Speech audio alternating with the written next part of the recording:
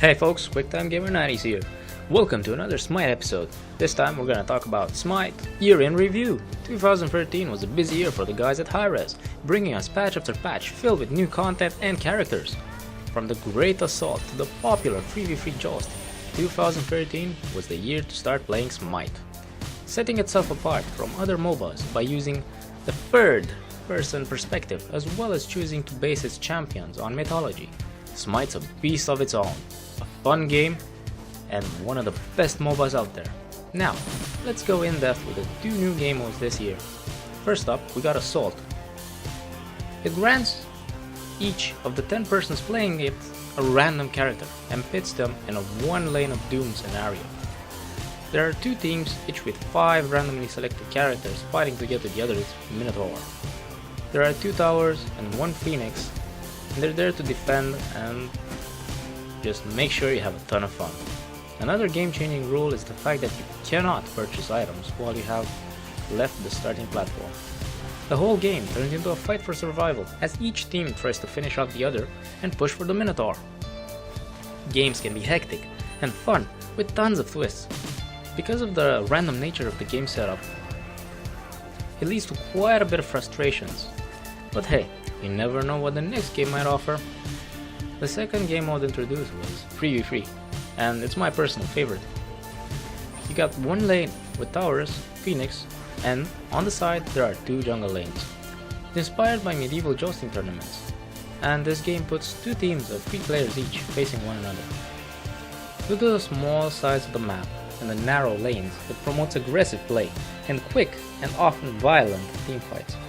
One player can change the game, so you better focus.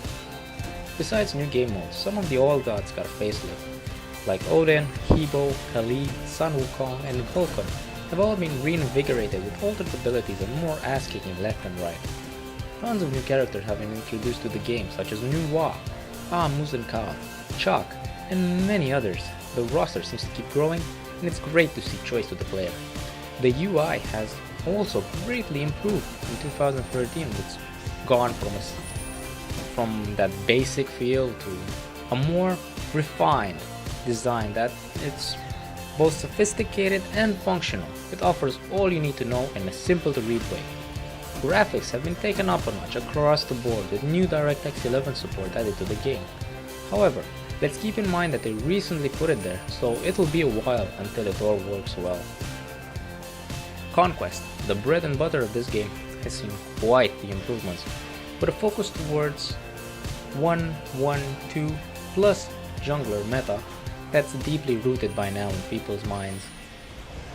Changes have been made so that the games are shorter and more gank friendly, and they encourage team fights. It's really nice to see, and it shows that they really tried making this a really nice game and a really great game mode. They've gone all the way with this. Besides the map change, the textures have been darkened a bit to reflect a more world at war state. Even the minions weren't spared for the cosmetic makeover, and they're a bit more diverse across the game modes.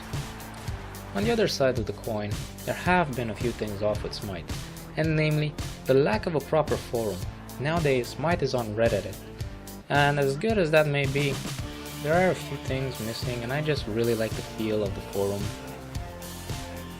Another thing is the random lag that's probably due to the server overloads, and as you can see in my lag video, it can get pretty bad. Another thing would be DirectX 11 and its implementation, which is quite bad at the moment. I personally cannot film with DirectX 11 turned on, it just crashes my game, or the parts that I'm filming are basically black and green bars, which is really disturbing. I don't know why. There's another thing that's missing from the game and I really like is the game replay function, and unless you're a top player, you're probably gonna miss it.